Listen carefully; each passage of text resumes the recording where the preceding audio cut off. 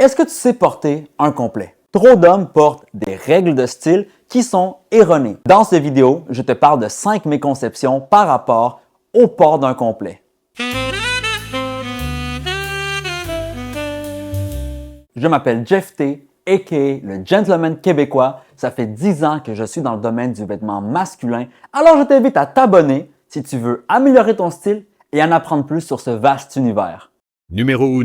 Porter un complet, c'est arriéré. Trop de jeunes me disent « Jeff T, porter un complet, c'est passé date, plus personne n'en porte. » Pourtant, plus que jamais, la demande des complets, elle est là. Que ça soit pour un professionnel, que ça soit pour des événements ou que ça soit pour le plaisir d'en porter. Dans les dernières 15 années, la demande de complets n'a jamais été aussi forte. Le port du complet, le port de la cravate, le retour de l'élégance. Donc, si tu n'osais pas porter un complet parce que tu pensais que c'était passé date, c'est pas le cas. Porte-le avec confiance.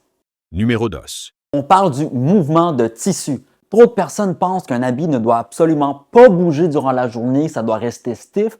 Pourtant, c'est du tissu, ça doit accompagner ton mouvement. Donc, c'est normal que lorsqu'on plie un bras, on croise les bras ou on fait un certain mouvement, le tissu bouge et plie à certains endroits pour accompagner ce mouvement. La réalité, c'est que si un tissu ne bouge pas durant ton mouvement et durant la journée, c'est stiff, c'est un bout de bois et tu ne seras même pas capable de t'asseoir.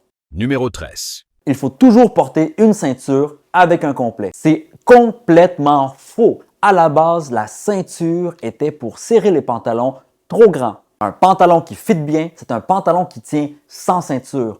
Dans ce cas, la ceinture devient un élément visuel qui peut être remplacé par des languettes d'ajustement sur les côtés ou même par le port de bretelles. Si tu portes toujours une ceinture juste parce que ton grand-père t'a dit « Mon homme, tu dois toujours porter une ceinture avec ton suit », c'est correct, c'est pas une obligation. Numéro 4.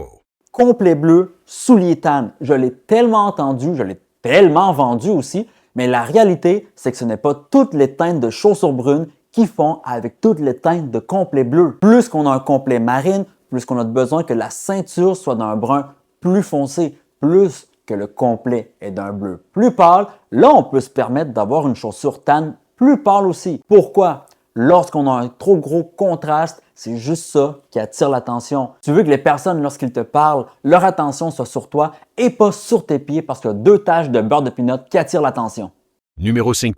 Je vais finir avec probablement le plus controversé, le complet le plus important, c'est un complet noir. Je suis vraiment désolé, mais c'est complètement faux. L'utilité d'un complet noir est très limitée. Il n'y a pas autant de versatilité. Quand on débute un garde-robe, c'est important d'avoir des pièces qui sont facilement portables avec d'autres morceaux et dans différentes occasions. C'est pour ça que l'habit noir n'est pas le plus important, mais on priorise tout d'abord un bleu marine ou un gris anthracite. Ça se porte bien à des 5 à 7, au bureau, à des mariages, à des funérailles. Ça peut se porter avec beaucoup plus de morceaux. Donc, la valeur pour ton garde-robe est plus haute. Je suis curieux de savoir laquelle de ces 5 méconceptions t'a le plus surpris.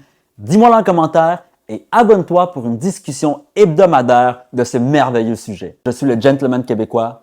Merci d'avoir regardé cette vidéo.